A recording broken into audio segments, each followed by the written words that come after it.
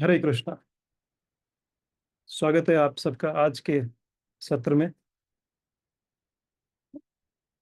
तो कथा कुछ ऐसी है कि हम आज चिंतन कर रहे हैं भगवान का कुरुक्षेत्र में, जहाँ पे वो अनेक अनेक राजाओं से और पांडवों से, कौरवों से और सबसे महत्वपूर्ण ब्रजवासियों से मिलते हैं। तो समय कम है, कथा थोड़ी बड़ी है। प्रयास करेंगे समय अनुसार इसको पूरा करने का। जीवन की विडंबना भी कुछ ऐसी है कि समय कम है, कार्य ज्यादा है, दिन छोटा है, माला करनी है, ग्रंथ पढ़ना है, हो नहीं पाता है सब कुछ। पर यदुवंशियों के माध्यम से, ऋषियों के माध्यम से आज हम जानने का प्रयास करेंगे कि कैसे कम समय में भी निरंतर भगवान का चिंतन किया जा सकता है।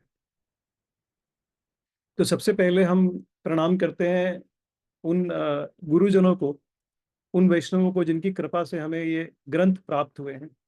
प्रणाम करते हैं शिला प्रभुपाद को, जिन्होंने इनको लिपिबद्ध किया और इतने सरल रूप में कृष्णा बुक को हम तक पहुंचाया कि हम पढ़ के समझ सकें, अपनी कलियुगी बुद्धि से भी हम इनको समझ सकें। हम प्रणाम करते हैं उन गुरुजनों का जिनकी जिनकी कृपा से हमें ये ग्रंथ अपने घर तक भी पहुंचने को मिले। और प्रणाम करते हैं उन भक्तों का, वैष्णवों का, जिनकी कृपा से हम इनको पढ़ के आज इनका, जिन्होंने हमें प्रोत्साहन दिया, साहस दिया कि हम पढ़ के इनका आज वर्णन कर सकें। वांछा कल्पतरुभयश्च कृपा सिंधु भय एव च पतितानां पावनेभ्यो वैष्णवेभ्यो नमो नमः। तो दृष्टांत कुछ ऐसा है कि कुरुक्षेत्र स्थान में, जो बड़ा ही पावन स्थान है, जहाँ पे परशुराम जी ने 21 बार जब क्षत्रियों का वध किया था, तो उन सबका जो रक्त रक्त की नदियां बह रही थी, उन सबको लाके कुरुक्षेत्र में 5 कुंडों में एकत्रित किया था, जिनको सामंत पंचक कहते हैं। और कुरुक्षेत्र में अन्य बहुत सारी लीलाएं हैं। वहां पे परशुराम जी ने बहुत सारे यज्ञ किए, अपने पापों जो क्षत्रियों को मारने से जो पाप उत्पन्न हुए उन सबका प्रायश्चित किया है। तो वो ऐसा स्थान है कुरुक्षेत्र। और सामंत पंचक में सब लोग एकत्रित हुए हैं। क्यों एकत्रित हुए हैं? क्योंकि आज एक ऐसा सूर्य ग्रहण है जो ब्रह्मा जी के दिन के अंत में, ऐसा इस प्रकार का सूर्य ग्रहण आता है जब समवर्तक बादल आकर के सारे नीचे के ग्रहों को, लोगों को बहा देते हैं, पानी में डुबो देते हैं। तो अगर एस्ट्रोनॉमिकल कैलकुलेशन से, गणना से देखेंगे, तो बिल्कुल वैसा ही जो है स्थिति है। हाँ, प्रलय नहीं है। तो इस स्थिति में भगवान जो है सब यदुवंशियों को लेकर कुरुक्षेत्र स्थान में आए हैं।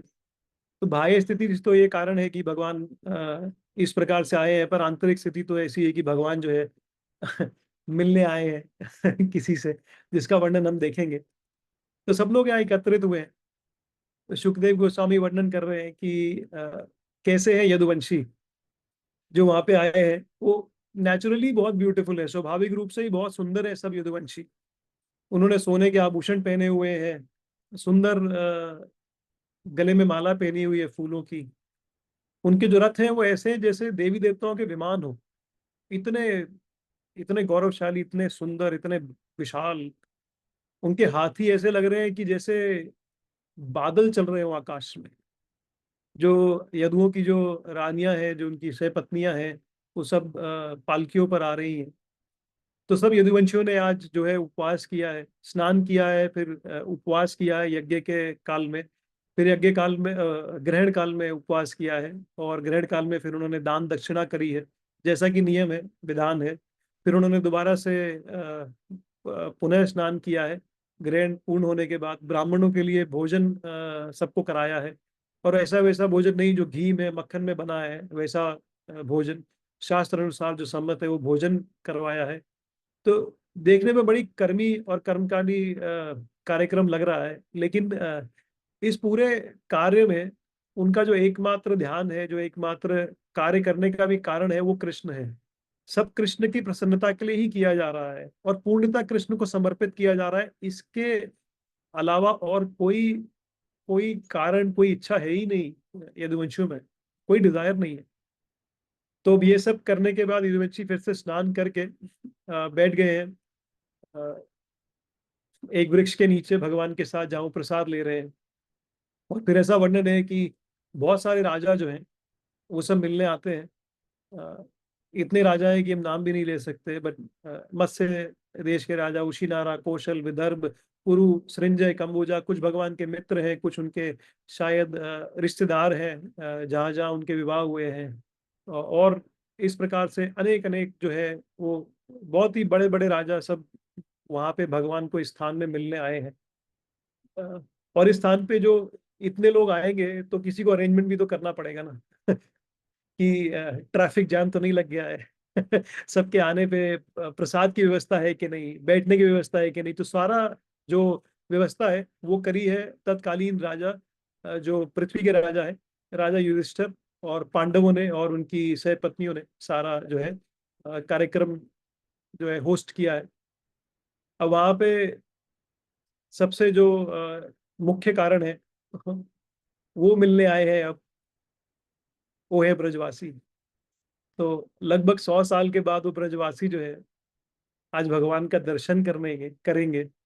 अब ये वो ब्रजवासी हैं, हम थोड़ा जानने का प्रयास करें तो जिन्होंने जीवन प्राण ही भगवान के लिए धारण किए हुए हैं, उनके जीवन का एकमात्र उद्देश्य ही भगवान है। जब भगवान ब्रज छोड़ के चले गए तो वो अपने प्राण त्याग देते, सिर्फ इसलिए प्राण धारण किए कि भगवान कह के गए कि मैं वापस आऊंगा, कृष्ण बोल के गए। नहीं तो कृष्ण के जाने के बाद वो अपने प्राण भी धारण नहीं करना चाहते। ये वो ब्रजवासी है जिन्होंने अपने हाथ से भगवान को मक्खन खिलाया है जिन्होंने भगवान को डांटा है, भगवान से लड़ाई करी है, मक्खन खाने पे डांटा, मक्खन ना खाने पे डांटा, दही चोरी करने पे डांटा, मटकी तोड़ने पे डांटा, फिर मटकी नहीं तोड़ने आए तो फिर डांट रहे हैं, फिर लड़ रहे हैं रुष्ट हो रहे हैं कि कृष्ण तुम हमारी मटकी तोड़ने क्यों नहीं आते हो, चोरी करने क्यों नहीं आते हो। तो इनका भगवान से जो संबंध है वो अतुलनीय है, उसकी कोई तुलना भी नहीं करी जा सकती। इस ऐसे ब्रजवासी जो है आज आज भगवान से मिलने आए हैं। और जब भगवान को पता चलता है कि ब्रजवासी पहुंच गए, कैसे पहुंचे ब्रजवासी, ब्रजवासी आए हैं इतने ऐश्वर्य की स्थिति में भी ब्रजवासी जो है वो अपनी बैलगाड़ियों पर आए हैं। और यही वृंदावन की जो सरलता है, वृंदावन की सबसे बड़ी महिमा है। वो सरलता में जो प्रेम है, जो ऐश्वर्य है, वो द्वारका के ऐश्वर्य में भी नहीं है।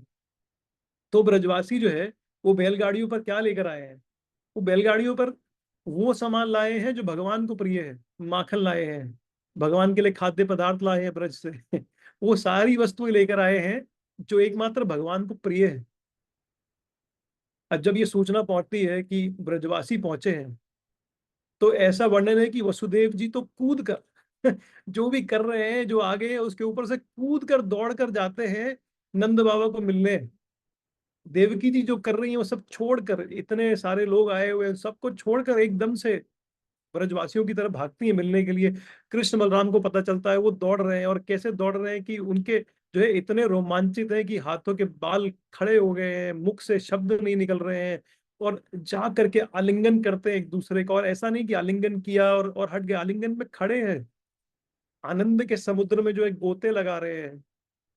ऐसा सुंदर स्थिति है कि आंखों से अश्रु निकल रहे हैं और मुख से जो है शब्द नहीं निकल रहे हैं, क्योंकि शब्द कैसे निकलेंगे, आंखों आंखों में अश्रु है, विरल धारा है, कंठ में जो है इतना अवरुद्ध हो गया है कि मुख से कुछ निकल ही नहीं रहा है, शब्द ही नहीं निकल रहे हैं एक दूसरे को मिल रहे हैं, आलिंगन कर रहे हैं, एम्ब्रेस कर रहे हैं। अब जो है नंद बाबा और यशोदा मैया कृष्ण और बलराम को अपने गोदी में उनको बिठा लेती है, उनका सिर रखती है, और अभी भी जो है एक दूसरे से बात नहीं कर पा रहे, सिर्फ सिर्फ रो रहे हैं। और रोना हो क्यों ना, 100 साल के बाद, 100 साल से भी ज्यादा आज उनको भगवान के दर्शन हो रहे हैं। जब जब पूर्णतया जो है आलिंगन कर लेते हैं, मिल लेते हैं, देख लेते हैं, तो उसके बाद जो है कुछ मुख से शब्द निकलते हैं सब लोगों के। और वो शब्द भी कैसे निकल रहे हैं कि नंद बाबा वसुदेव आपस में बात कर रहे हैं तो कृष्ण के बारे में बात कर रहे हैं कि कैसे वो कृष्ण को छोड़ के गए, कैसे और कृष्ण की सेवा करी। और जब यशोदा मैया बात कर रही हैं तो वो भी कृष्ण के बारे में बात कर रही हैं। ब्रजवासियों और यदुवंशियों के बीच में जो भी चर्चा हो रही है वो एकमात्र कृष्ण के बारे में ही हो रही है, और कोई चर्चा ही नहीं है करने के लिए। अब ये सब जब जब चल रहा है तो ब्रज से नंद बाबा नहीं आए हैं, और भी लोग आए हैं ब्रज से गोपियां भी आई, अब ये गोपियां वो है जो, जिनके लिए एकमात्र भगवान ही सर्वस्व है। ये वो गोपियां हैं जो आधी रात में जब भगवान बंशी बजाते हैं तो सब कुछ छोड़कर चली जाती है भगवान से मिलने। आप कल्पना करके देखिए कि ब्रज जैसी स्थिति में कोई विवाहित स्त्री अपना घर छोड़कर रात में किसी और पुरुष से मिलने जा रही है, तो कितना बड़ा ये रिस्क है उसके लिए। क्योंकि पता चल गया तो वापस आएगी तो ना तो ससुराल वाले रखेंगे और ना माता पिता रखेंगे, उसके पास तो कोई जाने का स्थान भी नहीं होगा, सोसाइटी में भी कोई जगह नहीं होगी, और वो इन सब संकट को छोड़कर रात में, आधी रात में भगवान को मिलने चली जाती है। ये वो गोपियां हैं जो जब भगवान लौटते हैं शाम में गैया चरा के, तो दर्शन करने के लिए खड़ी हो जाती हैं ब्रज की बाउंड्री पे अपने घरों के ऊपर, और मर्यादा से ऐसी बंधी हुई है कि पूरी आंखें खोल के भी देख नहीं पाती कि वरिष्ठ जो ब्रज जन है वो क्या कहेंगे कि तुम्हें लज्जा नहीं है। ये वो गोपियां हैं जो ब्रह्मा जी से लड़ाई कर रही हैं, ब्रह्मा जी को कह रही है कि ये पलके क्यों दिए। जब ये पलक भी नीचे आती है निमिष मात्र के लिए, तो जो इतना सा समय मिला है भगवान को देखने का, उसमें ये पलके बाधाएं उत्पन्न कर देती हैं, ये पलके क्यों दिए। अब ऐसी गोपियां जब 100 साल के बाद अपने अपने परम प्रिय भगवान को देख रही हैं, और दूर से देख रही है, मिलने तो जा नहीं सकती, आज भी स्थिति वैसी है उतने ही वरिष्ठ जन वहां उपस्थित है, क्या बोलेंगे, भगवान को प्रेम करती हैं इसलिए मिलने जा रही है, वो तो कह नहीं सकती हैं, तो मिल भी नहीं पा रही हैं, लेकिन मिलना तो है। तो इसका वर्णन करते हैं श्रील प्रभुपाद कि गोपियां कैसे भगवान को मिलती है, कि वो अपने नेत्र मात्र से, नेत्र से भगवान के ऐसे दर्शन करती हैं, ऐसे दर्शन करती हैं कि भगवान को अपने हृदय में प्रवेश करा देती हैं, और हृदय में उतार के उनका ऐसा आलिंगन करती हैं कि छोड़ती ही नहीं है। अब इसका इसका एक्सप्लेनेशन प्रभुपाद देते हैं कि ऐसे योगी जो अनंत काल से ध्यान धारणा यम नियम अनेक साधनों से भगवान को ध्यान करने का प्रयास कर रहे हैं, समाधि में बैठे हैं, भगवान के चरणों पे ध्यान लगा के बैठे हैं, वो योगी इस गोपियों की समाधि के स्थिति के आस पास भी नहीं आ सकते हैं। गोपियों की समाधि वहां है, चाहे वो मानसिक रूप से भगवान का आलिंगन कर रही है, लेकिन वो मानसिक रूप से आलिंगन भी इतना प्रगाढ़ है कि उसकी कोई तुलना ही नहीं है। कोई भी व्यक्ति तपस्या करके भी उस स्थिति में नहीं पहुंच सकता है। अब जब ऐसा कोई आलिंगन करेगा तो भगवान को भी तो प्रत्युत्तर देना पड़ेगा। तो भगवान स्थित है गोपियों के हृदय में, जैसे हमारे हृदय में स्थित है, हर व्यक्ति के हृदय में परमात्मा रूप में है, उस रूप में ही भगवान जो है गोपियों को वापस आलिंगन कर रहे हैं, और एक एक परिपूर्णता की स्थिति बनी हुई है। लेकिन इतने सबसे कहाँ कहाँ होगा। तो जब माताएं आपस में बात करने लगती हैं, पुरुष लोग आपस में बात करने लगते हैं, तो मौका अवसर देखते हैं भगवान और कुछ मित्रों की सहायता से गोपियों को ले जाते हैं एकांत स्थान में, और वहां पे अपना विभूति रूप में जो है वो अपना विस्तार करते हैं विभूति शक्ति से, और हर एक गोपी का आलिंगन करते हैं, और आलिंगन करके कहते हैं कि क्या अब तुम्हारा दुख दूर हुआ और हंसते हैं थोड़ा गोपियों का दुख दूर करने के लिए, कि भगवान को तो पता है। और फिर कृष्ण जो है, जो कृष्ण एक क्षण भर में हमारे अनेक अनेक जन्मों के पापों को क्षमा कर सकते हैं, भस्म कर सकते हैं, वो कृष्ण गोपियों से क्षमा मांगते हैं। तो, तो उनका जो वार्तालाप है वो प्रारंभ ऐसे होता है कि भगवान क्षमा मांगते हैं, क्षमा मांग के भगवान कहते हैं कि हे गोपियों, क्या तुम अभी भी मेरे बारे में सोचती हो, क्या तुम मुझे याद करती हो, क्या तुम मुझे क्षमा कर सकती हो। और फिर पूरा जो है डिटेल देते हैं कि देखिए, अपने परिवार की रक्षा के लिए मुझे ऐसे ऐसे यहाँ से वहां जाना पड़ा, मथुरा भी छोड़नी पड़ी, द्वारका भी जाना पड़ा, और निरंतर हमारे पे कोई ना कोई अटैक हो रहा है, तो हम मैं मेरे पास ऐसा नहीं बना कि मैं आपके पास आ भी सकूं, क्योंकि मैं अपने ड्यूटी से बाउंड हूँ। अब गोपियां सुन रही हैं सब कुछ और इसके बाद जो है भगवान अब ज्ञान देना प्रारंभ करते हैं, भगवान है थोड़ा ज्ञान तो देना पड़ेगा। तो भगवान ज्ञान देते हैं कि देखो कैसे परम नियंता की जो अरेंजमेंट है उससे सब लोग मिलते हैं, बिछड़ जाते हैं, इसमें कोई कोई तो कुछ कर नहीं सकता है, किसी का रोल तो नहीं है ना। जैसे हवा चलती है, पत्ते उड़ के दूसरी जगह चले जाते हैं, कॉटन है, रुई है, उसकी फाक एक जगह दूसरी जगह चली जाती है, इस तरह मनुष्य भी जो है परम नियंता के अंडर है, जो जैसा जैसा परम नियंता कार्य करते हैं हमें वो मानना पड़ता है। गोपियां सुन रही हैं और फिर जो है भगवान आगे कहते हैं कि तुम तुम तो जानती हो कि मैं तो हर हर वस्तु में, हर जगह, मैं सब जगह उपस्थित हूँ।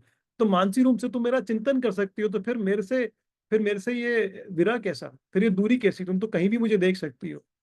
तो इस प्रकार भगवान ज्ञान दे रहे हैं गोपियों का कलमश दूर करने के लिए। पर ये गोपियां हैं ये ये गोपियां हैं जो भगवान से कटाक्ष भी करना जानती हैं, भगवान को डांटना भी जानती हैं। तो अब ये कथा का जो वर्णन है वो श्रील विश्वनाथ चक्रवर्ती ठाकुर अपने एक टीका में करते हैं कि जो बाह्य रूप से कथा चल रही है उसमें आंतरिक रूप से एक और कथा चल रही है, जहां गोपियां कटाक्ष कर रही हैं और उस कटाक्ष का उत्तर भगवान दे रहे हैं। तो ये वाली कथा हम 29 मिनट के बाद सुनेंगे हम आगे बढ़ते हैं, इसका वर्णन हम उसके बाद करेंगे। तो इस प्रकार जो है भगवान गोपियों को सांत्वना देते हैं, ज्ञान देते हैं, और गोपियां उसको एक्सेप्ट करती हैं। गोपियां कहती हैं कि भगवान आपके इस ज्ञान से हमारा कल्मश जो है वो दूर हुआ है, और ऐसी कृपा करें कि हम सदैव आपके चरणों को अपने हृदय में धारण कर सकें, और आपसे विरह हमें ना हो, हमेशा हम आपका, हमारा मन जो है आप पे केंद्रित रहे। ऐसी आप हमारे को आप आशीर्वाद दें। हम तो अनपढ़ स्त्रियां हैं, तो आप ऐसी कृपा करें कि हम ऐसे आपसे हमेशा आपके ध्यान में रहें। तो इस प्रकार वर्णन जो है गोपियों से मिलने का वो संपूर्ण होता है। मिलन तो संपूर्ण नहीं होता, पर यह वर्णन संपूर्ण होता है। और ऐसा ऐसा हमारे आचार्य बता रहे हैं कि इस समय पे अगर भगवान ने गोपियों को ये कहा होता कि तुम मेरे साथ द्वारका चलो, या राधा रानी को ये कहा होता कि तुम द्वारका चलो, हम वहां पर साथ में रहते, तो गोपियां मना कर देती, राधा रानी मना कर देती कि वहां पे वृंदावन नहीं है वहां वृंदावन की सरलता नहीं है, वृंदावन के निकुंज नहीं है, तो कृष्ण हम तुम्हें वृंदावन में ही मिलना चाहते हैं। और ये प्रसंग हम चैतन्य चरितामृत में भी देखते हैं, जहाँ चैतन्य महाप्रभु जो है एक ऐसा श्लोक बोलते हैं जो रूप गोस्वामी बाद में वर्णन करते हैं कि चैतन्य महाप्रभु कह रहे हैं जगन्नाथ को कि तुम भी वही हो, मैं भी वही हूँ। राधा रूप में कह रही है कृष्ण तुम भी वही हो, मैं भी वही हूँ, और हम मिल रहे हैं, मिलन भी हो रहा है, लेकिन मिलन में वो आनंद ही नहीं है, क्योंकि वृंदावन नहीं है यहाँ पर। तो इसको रूप गोस्वामी हमें बाद में समझाते हैं, जिस प्रकार हम लीलाएं सुन तो लेते हैं, पढ़ तो लेते हैं, पर हमारे वरिष्ठ वैष्णव ही हमें उनके बारे में कुछ बता पाते हैं। नहीं तो हमें उनका बोध नहीं होता। तो इस प्रकार राधा रानी और गोपियां द्वारका भी नहीं जाना चाहती हैं। और हमने कुछ दिन पहले सुना है कि द्वारका का जो ऐश्वर्य है वो वर्णन के भी परिमेय नहीं है, हम वर्णन भी नहीं कर सकते, इतना इतना सुंदर ऐश्वर्य है। पर ऐसी जगह भी वृंदावन छोड़ के नहीं जा सकते हैं। और भगवान तो खुद कहते हैं हम वृंदावनम त्यक्त्वा पादम एकम न गच्छति, मैं वृंदावन से एक पैर भी बाहर नहीं रखता हूँ। तो आगे बढ़ते हैं समय नहीं है। द्रौपदी जी जो है अब वो भगवान की रानियों से मिलती हैं, क्योंकि द्रौपदी जी होस्ट हैं। उन्होंने अपना सर्वस्व न्यौछावर करके जो जो पूरे पृथ्वी की रानी है, युधिष्ठिर जी की रानी है, पटरानी है, वो द्रौपदी जी इन सब गोपियों की सेवा में, इन सब रानियों की सेवा में लगी है। जो 16,108 रानियां आई हैं आज यहाँ पे भगवान के साथ और सब रानियों से जो है वो सेवा करने के बाद प्रश्न करती है कि हे रानियों आपको भगवान कैसे मिले। अब कैसा है ना कि जब हम किसी धनी व्यक्ति को देखते हैं तो हमारे मन में प्रश्न आता है कि भाई इतने पैसे कहाँ से इकट्ठे किए हो, क्या करते हो भाई, क्या ऐसा ऐसा कौन सा व्यापार करते हो। तो द्रौपदी जी भी पूछ रही है कि ऐसे परम भगवान जो योगियों को उपलब्ध नहीं है, जो भक्तों को उपलब्ध नहीं हो, तुम्हें कैसे मिले, मुझे भी तो बताओ।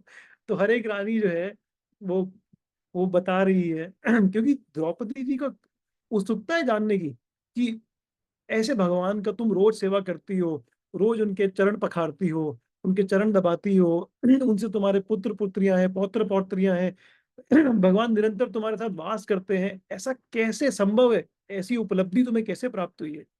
तो गोपियां अपनी अपनी सारी रानियां, सॉरी, अपनी अपनी स्टोरी बता रही है, रुक्मिणी जी बता रही है, भद्रा जी, जामवंती, ये सारी जो कथा है हमें औदार्य सीता माता जी ने सुनाई है कुछ दिन पहले, तो हम रिपीट नहीं करेंगे। तो ऐसे जो 8 प्रमुख रानियां हैं, रुक्मिणी, भद्रा, जामवंती, सत्या, सत्यभामा, कालिंदी, मित्रवृंदा, लक्ष्मणा, ये सब जो है इनका अपनी अपनी स्टोरी का वर्णन करती हैं द्रौपदी जी को। कि कैसे रुक्मिणी जी ने पत्र लिखा, जामवंती जी कैसे प्राप्त हुई, कालिंदी जी कैसे प्राप्त हुई, और फिर रोहिणी जी कथा बताती हैं कि कैसे भौमासुर की कृपा से भौमासुर ने अपहरण कर लिया और फिर भगवान जो है उनको मोचित करने के लिए आए हैं। तो इस प्रकार भगवान सब इन इन स्त्रियों को प्राप्त हुए हैं। अब इसमें एक कथा आती है, जो सत्या, जो रानी है, नग्नजिति के नाम से भी जानी जाती है, वो सत्या रानी भी बताती हैं कि कैसे 7 बैल जो थे उनको वश में करके भगवान ने स्वयंवर में सत्या जी से विवाह किया।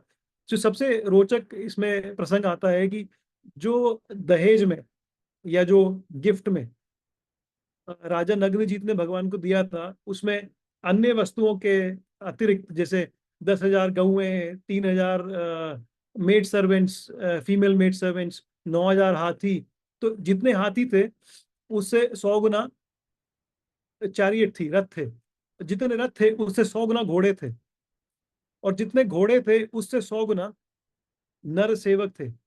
और इसकी गणना अगर हम करके देखेंगे तो सिर्फ नर सेवकों की गिनती जो है वो है 9 अरब, और जो भी पूरे विश्व की जनगणना है वो 8 अरब है। तो हमें जानने को मिलता है कि धरती जो है वो जड़ नहीं है, धरती चेतन है। धरती अपना विस्तार करती है, और धरती अपना संकुचित भी हो जाती है, जिस तरह जो है हम व्यवहार करते हैं धरती पे रहने वाले। तो बड़ी इंपॉर्टेंट जो है शिक्षा मिलती है यहाँ से। तो इस तरह सब रानियां वर्णन करती हैं, और वो कहती है कि वो जन्म जन्मांतर तक सिर्फ भगवान की दासियां बनी रहना चाहती हैं। उनकी कोई और इच्छा नहीं है। वो ये चाहती हैं, उनको उनको द्वारका का ऐश्वर्य नहीं चाहिए, उनको महलों का ऐश्वर्य नहीं चाहिए, कुछ नहीं चाहिए। सिर्फ ये चाहती है कि निरंतर जो है वो भगवान के चरण में जो धूलि का कण रहती है वो बनी रहे। वो ब्रज में, वृंदावन के अंदर जो जो धूली है सिर्फ वो बनी रहे, लता पता बनी रहे। ये वो गोपियां इच्छा कर रही हैं, द्रौपदी जी को बता रही हैं। कहती है ना हमें सारूप्य मुक्ति चाहिए, ना सालोक्य, ना सारिष्टि, ना सामीप्य, ना सायुज्य, कोई मुक्ति नहीं चाहिए, बस भगवान के चरणों की सेवा चाहिए। तो यहाँ फिर हमें क्या देखने को मिलता है कि रानियां सब मिली हैं द्रौपदी जी से, लेकिन चर्चा किसकी है? चर्चा तो एकमात्र कृष्ण की ही है। पूर्ण पूर्ण समय, पूर्ण एनर्जी जो है वो कृष्ण में ही निवेशित है, और कुछ है ही नहीं बात करने के लिए। आगे बढ़ते हैं।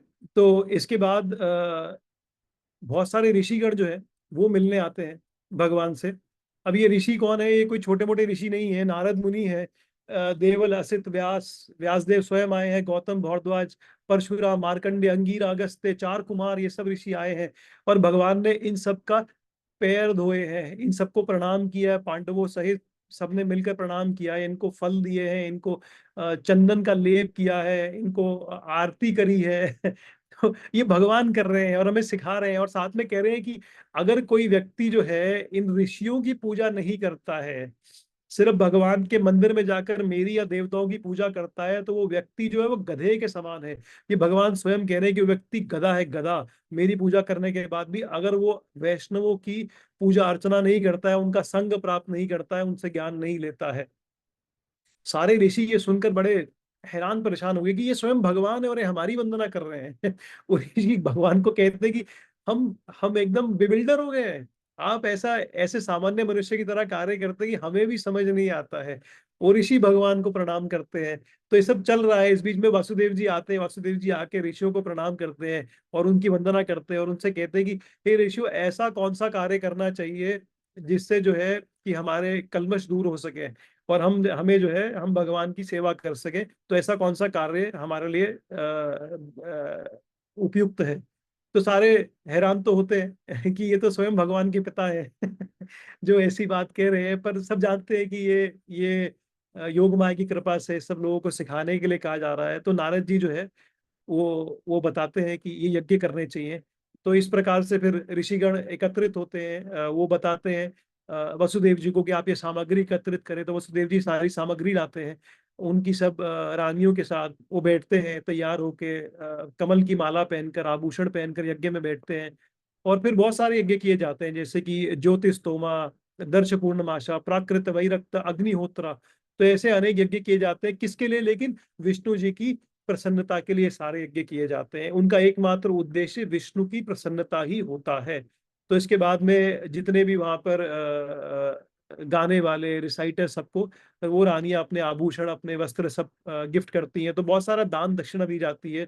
और प्रभुपाद ये बताते हैं कि यज्ञ के बाद दान दक्षिणा का बहुत ज्यादा महत्व है, उसके बिना यज्ञ पूर्ण नहीं होता है। अब ये सब होने के बाद जो है ब्रजवासी तो वही होते हैं, परंतु धीरे धीरे सारे जो राजा हैं पहले ऋषिगण चले जाते हैं, राजा चले जाते हैं, सब आज्ञा लेते हैं, अपने अपने कार्यस्थली अपने अपने स्थली को प्रस्थान करते हैं। लेकिन ऐसा वर्णन है कि जो ऋषिगण हैं, सॉरी, जो ब्रजवासी हैं, उनका नंद महाराज से और कृष्ण से प्रेम ऐसा है कि वो जा ही नहीं पाते हैं छोड़ के। ना नंद महाराज उनको जाने देते हैं, ना वो जाना चाहते हैं। ना वसुदेव जी उनको छोड़ते हैं, ना नंद महाराज जाना चाहते हैं। तो यदुवंशी और व्रजवासी आने वाले कुछ महीनों तक वहीं पर कुरुक्षेत्र में रहते हैं, लगभग 3 महीनों तक। और फिर वर्षा ऋतु का प्रारंभ होने से पहले, चातुर्मास्य का प्रारंभ होने से पहले, वो लोग बड़े दुखी हृदय से भगवान कृष्ण को छोड़कर प्रस्थान करते हैं, गमन करते हैं अपने अपने स्थल की तरफ। तो इन 3 महीनों में भी बहुत सारी लीलाएं हुई हैं, पर उनका उनका वर्णन कहीं है नहीं। तो यहाँ पर हम इसको कथा को जो है विराम देकर सीखने का प्रयास करते हैं कि हमें इससे क्या सीखने को मिलता है। तो सबसे पहले हमें ये सीखने को मिलता है कि कैसे रूप गोस्वामी और हमारे यदुवंशी और रानियां हमें युक्त वैराग्य सिखा रही हैं, कि उन्होंने संन्यास नहीं लिया है, अपना अपनी स्थिति को नहीं त्यागा है। लेकिन जिस स्थिति में है, वो ऐश्वर्य की स्थिति हो या सुदामा की स्थिति हो, वो निरंतर जो है चिंतन भगवान का है। जैसे अक्रूर प्रभु जी ने कल वर्णन किया सुदामा जी का, उसी तरह यहाँ पे हम अलग स्थिति में देख रहे हैं कि निरंतर चिंतन भगवान का है, तो इसे युक्त वैराग्य कहते हैं। फिर कृष्ण भगवान स्वयं बता रहे हैं कि मैं तो सब जगह प्रस्तुत हूँ, चाहे कण कण में, चाहे चाहे हर एक क्रिएशन में, मैं हर जगह हूँ। और हमें तो अर्च विग्रह में भगवान का दर्शन करने को मिल रहा है। तो श्री राधा गोविंद देव जी में हम साक्षात भगवान को देख सकते हैं, सच्चिदानंद विग्रह। तो ये जो है अचिंत्य वेदा वेद की शिक्षा हमें भगवान से और हमें आचार्यों से मिल रही है। और फिर इसके बाद भगवान गोपियों को जो है उपदेश में बता रहे हैं कि जीव कोश है, जो हमारा फॉल्स ईगो है, जब तक हम अपने आप को एंजॉयर समझते हैं, तब तक हम इस जीव कोश बंधन में रहते हैं। जब अपने आप को एंजॉयर नहीं समझते हैं, इस फॉल्स ईगो से बाहर निकलते हैं, तो ये बंधन से हम मुक्त हो सकते हैं। और फिर कैसे हम देख रहे हैं कि भगवान ऋषियों की सेवा कैसे कर रहे हैं, डिवोटीज कैसे मिल रहे हैं, कितनी प्रसन्नता है हृदय में, कोई कोई आडंबर नहीं है। ऐसा नहीं है कि अगर ब्रजवासी आए हैं और इतने बड़े बड़े राजा बैठे हैं तो भगवान उन राजाओं को पहले मिलेंगे। ब्रजवासियों से जो प्रेम है वो प्रेम है, सब छोड़ के भगवान जा रहे हैं। उनके बीच में इतना ऐश्वर्य भी जो है वो इस मिलन के बीच में आ ही नहीं पा रहा है। जबकि ऐश्वर्य जो है वो अपरिमेय है, उसकी उसकी व्याख्या भी नहीं करी जा सकती, और वो ऐश्वर्य भी बीच में नहीं आ पा रहा है। तो हमारे को भी जो है हमारा मिलन परस्पर भक्तों के बीच में ऐसा ही होना चाहिए कि भक्तों को देख के हमें प्रसन्नता हो, हम मानसिक रूप से उनको प्रणाम करें, किसी प्रकार की जेलसी नहीं हो, हेटरेड नहीं हो। क्योंकि देखिए ना, रानियां मिल रही हैं और उनके मन में भी कोई एक दूसरे के प्रति भेदभाव नहीं है कि किसकी स्थिति ऊंची है या कौन बड़ा है, ऐसा कुछ नहीं है।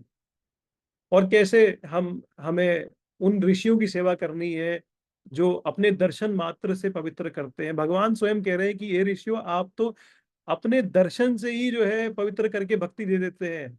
गंगा में तो स्नान करना पड़ता है, भगवान की तो पूजा करनी पड़ती है, पर ऋषियों का तो दर्शन, जो दर्शन पवित्र करे यही तोमार गुण। दर्शन मात्र से ही आप इतनी इतनी कृपा प्रदर्शित कर देते हैं। तो यहाँ पर जो है हम विराम देते हैं, अल्प विराम। आप रिकॉर्डिंग बंद कर सकते हैं प्रभु जी।